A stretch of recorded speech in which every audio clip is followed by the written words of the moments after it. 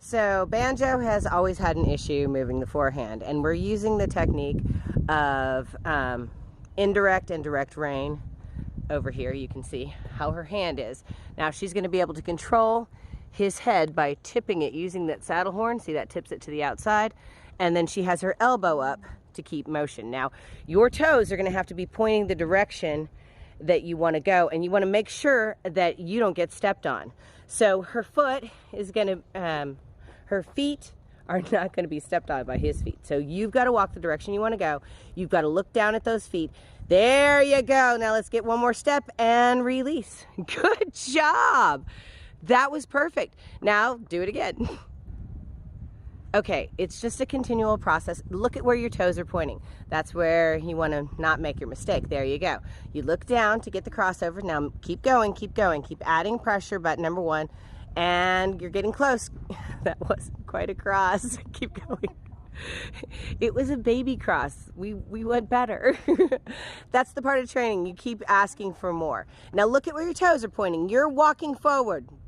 Walk in a circle. There you go. That's a better cross. You're isolating the forehand. You got that, right? Yes. Okay.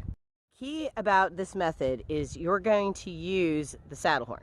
So figure out where you're going to be. Now that is a little bit, you should probably be right up here. Exactly.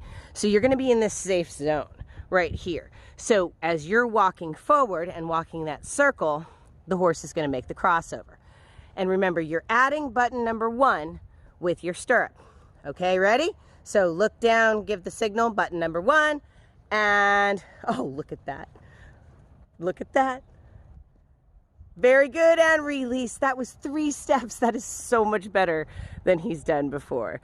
Good boy. It's just taking those little steps and doing this every day. Now let's do the other side.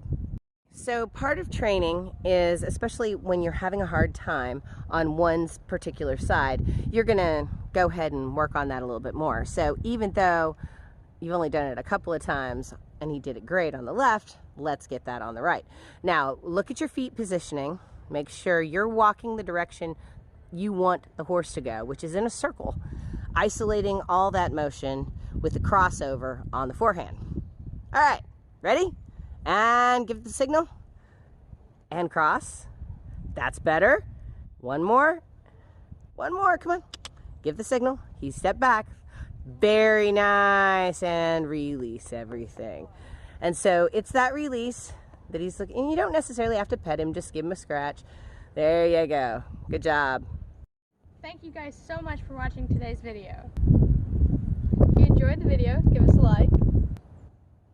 And if you haven't already, please subscribe.